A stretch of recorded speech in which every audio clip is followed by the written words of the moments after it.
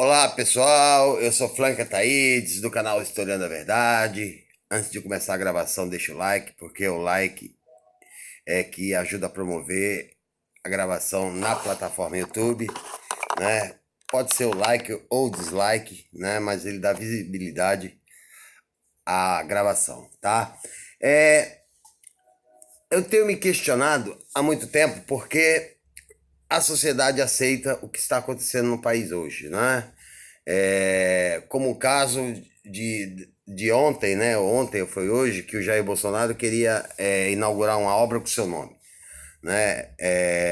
Isso quem fazia muito era Calígula, né? Na Roma antiga, né? Os egípcios também faziam, mas é uma coisa assim absurda, absurda, né? Ou tentar nomear o filho para embaixador, ou essas frases como Jesus no pé de goiabeira, menina que é estuprada porque não usa calcinha, né? E aí eu me arremeto a Noam Chomsky. Noam Chomsky, né? Eu tenho poucos livros dele, né? Noam Chomsky, esse livro muito bom, né? Inclusive ele, né? Quem manda no mundo, Noam Chomsky. Ele traça um cenário muito horripilante para o capitalismo norte-americano. Ele é considerado o pai da neurolinguística moderna. Ele é neurolinguista, filósofo e considerado um dos maiores intelectuais do século XX, XXI, ao lado de Eric Hobsbawm, de Thomas Piketty, de Gamma, Paulo Freire, dentre outros, né? Esse aqui é O Poder Americano e os Novos Mandarins, né? Ele sempre ele faz críticas, né, ao próprio país, né? É, e esse aqui eu comprei quando eu estava na faculdade, né? Noam Chomsky, o Império Americano, né? Esse império que vem já de muito tempo, né?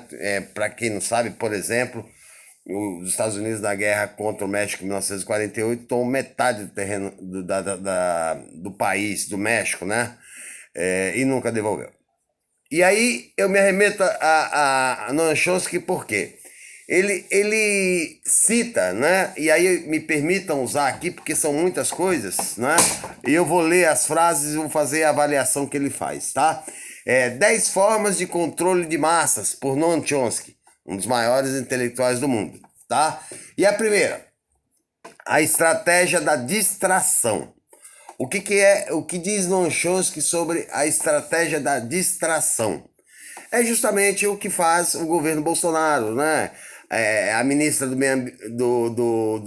Direitos Humanos vai lá, fala de Jesus do pé de goiabeira, fala de menina, fala de menino veste azul, menino veste rosa, né? E o povo tira o foco do que é realmente, né, importante para a sua vida. Por exemplo, por trás age Paulo Guedes, né? Paulo Guedes, que fez a Previdência do Chile, no regime mais sanguinário da América Latina, né, que foi o de Pinochet, né? E ele trabalhou com essa máfia aí, Pinochet, que é ao contrário que diz o Weintraub, né, que olha para os jalecos de Fidel Castro e diz que é Versace, né? Ele nem vê, ele nem sabe, né? Mas Pinochet tinha uma fortuna avaliada em 2 bilhões de dólares, né? A segunda, que Noam Chomsky diz, criar problemas e depois oferecer soluções, não é? Isso o Estado faz de que forma? Criar problemas. A violência, por exemplo. A violência, quando explode, é fruto do quê? É fruto do abandono social, né? É fruto da educação de baixa qualidade, é fruto da falta de oportunidade de emprego. E aí, quando a violência explode, o Estado dá liberdade para o povo se autopunir, não é?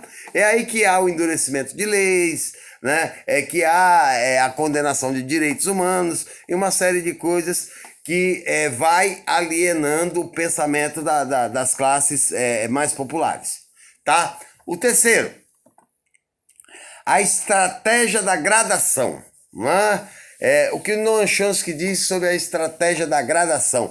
As coisas vão acontecendo aos poucos, não é? Porque se acontece tudo de uma vez, choca as pessoas. Por exemplo, o programa de privatização das indústrias nacionais começou na era Collor, né? Aí depois veio Fernando Henrique, né? Passou pelo vampiro Temer e agora está em Bolsonaro, né? Então, se tudo de uma vez causa muito impacto, muito alvoroço, né? Mas vai fazendo aos picados, vende uma aqui, vende outra ali, quando você percebe, você não tem mais nada, tá? Então, é aquela frase do sapo, né? Se você joga um sapo numa água fervendo, ele pula, mas se você deixar ele numa água fria, ele cozinha até morrer, né? Porque ele não está percebendo, ele só vai ver mais tarde. Por exemplo, né? A gradação também pode ser aplicada na questão da previdência. Ah, tem que fazer sacrifício para não sofrer amanhã. Então a pessoa prefere adiar o sofrimento, né, do que reagir contra o que acontece no momento. Vamos lá. A estratégia 5, veja se não cabe no país. Dirigir-se ao público como se fossem crianças de baixa idade. Por quê? Porque o Bolsonaro é um que fala palavrão, fala um monte de idiotices, né? Por quê? Porque não estimula a capacidade de reflexão de quem está ouvindo. Né? Tanta besteira que a pessoa nem pensa, né, no que ele está falando, porque às vezes acha impossível. Como é que pode um presidente falar tal coisa? Né? A próxima, né? Usar o aspecto emocional muito mais do que a reflexão. Por quê? Nós temos o cérebro dividido desde do princípio da espécie humana, né, em 3 partes, que é o instinto, a emoção e a razão. Né? A razão, o neocórtex. Né? E por que se usa a emoção? Porque a emoção tira a capacidade da pessoa refletir no que está acontecendo. Né? Então, quando fala em facada fake, atentado terrorista, né, que estão tentando matar o presidente, isso é tudo para atingir o emocional. Né? E por trás, a pessoa esquece de perceber o que está acontecendo porque não está refletindo. Né? Que a capacidade de reflexão da espécie humana faz parte da nossa espécie dominante. Tá? Essa é de doer. A número 7.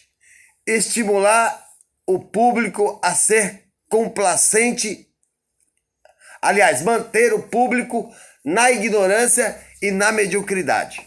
Tá? Isso Marx vai criticar na Revolução Industrial, Thomas Harvey vai dizer no seu livro 17 Contradições e o Fim do Capitalismo, né, que a burguesia trabalha, o Estado é burguês também, trabalha para dar uma educação de baixa qualidade, professores mal assalariados, classes superlotadas. Por quê?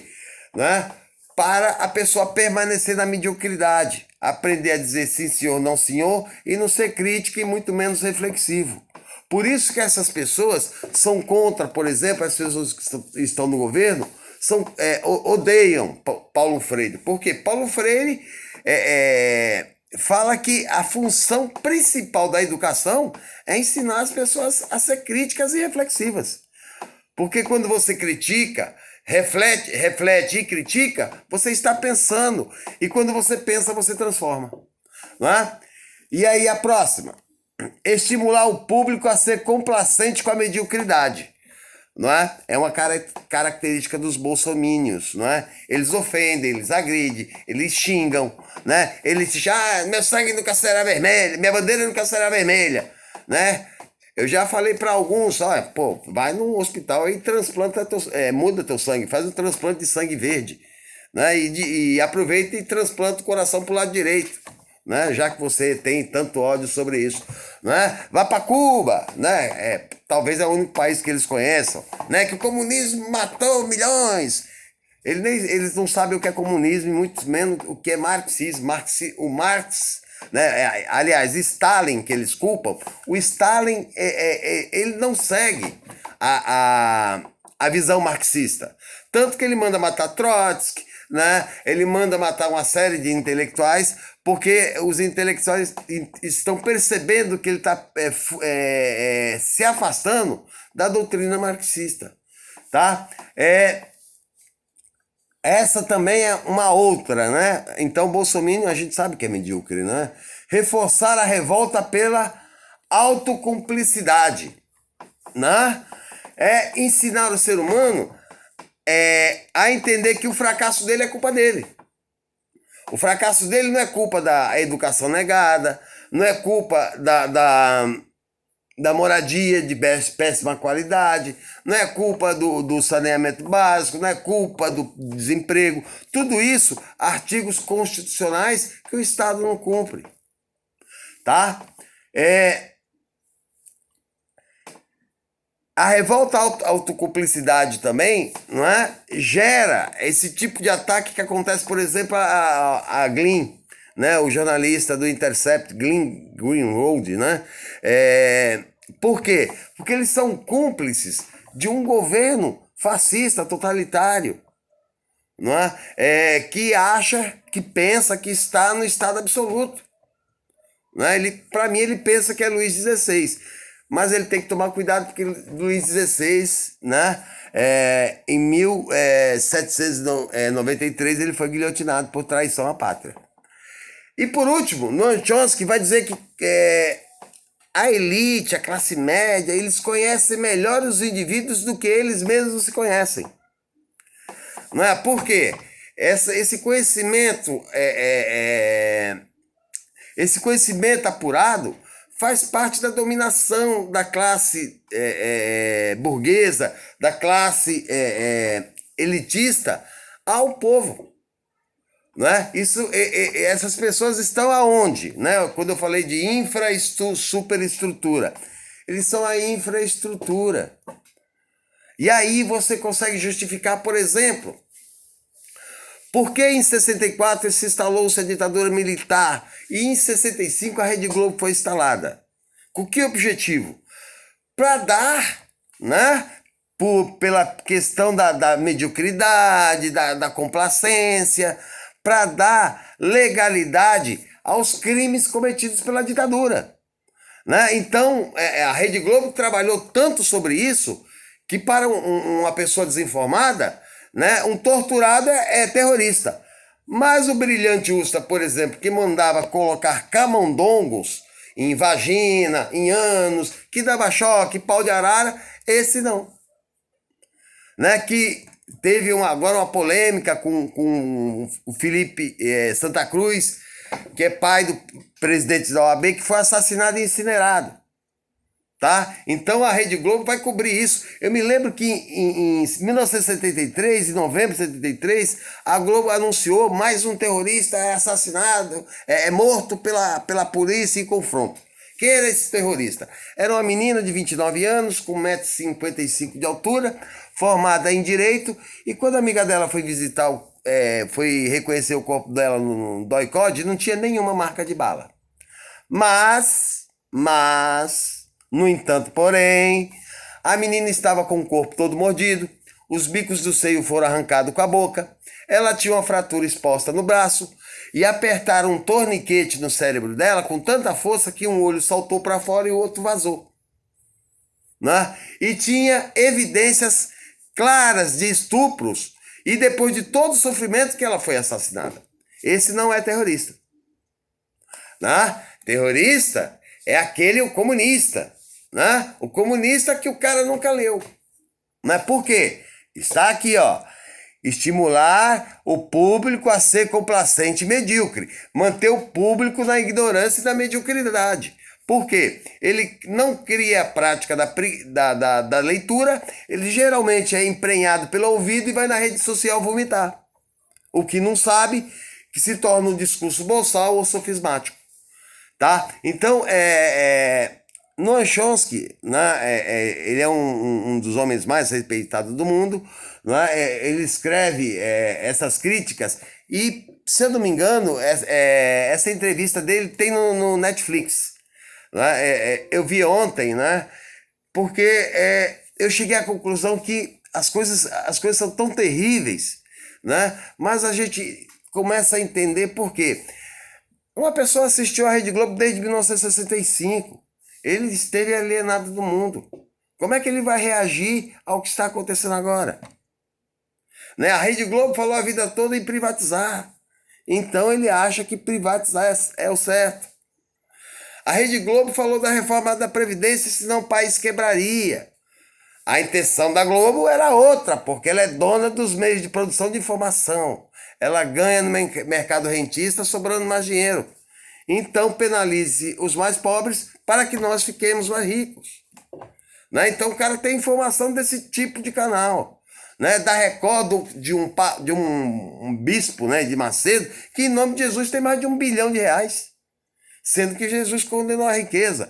Então, eu volto nesse ponto, né? Estimular o público a ser complacente e medíocre, né? E, né,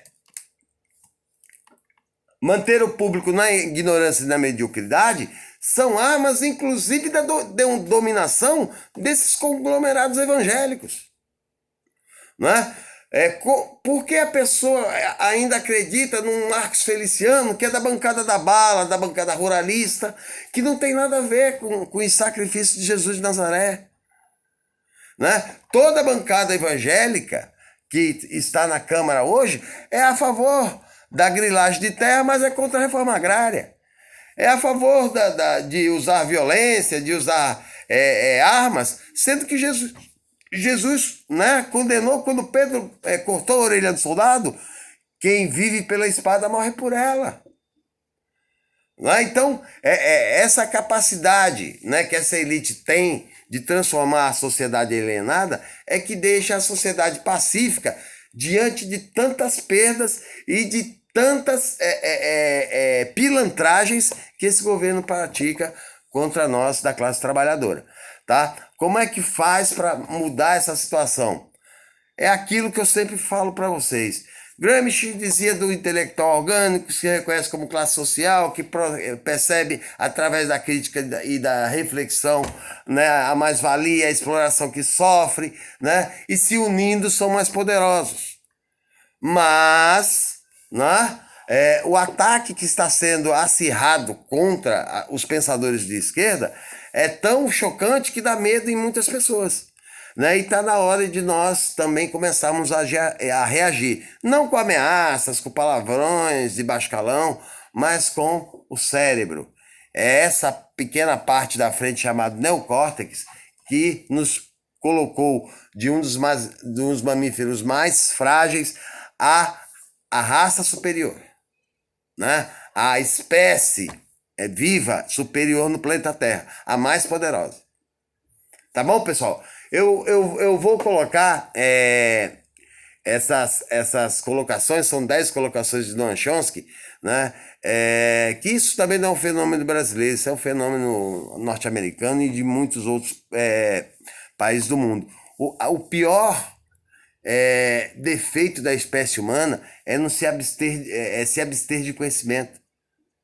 Principalmente o conhecimento que dá liberdade e que te dá condição intelectual de rebater, de reagir e de até fazer críticas contundentes porque você tem conhecimento e não é emprenhado pelo ouvido. Ok, pessoal? Isso é uma coisa séria. Quem gostou, deixa o like e até a próxima.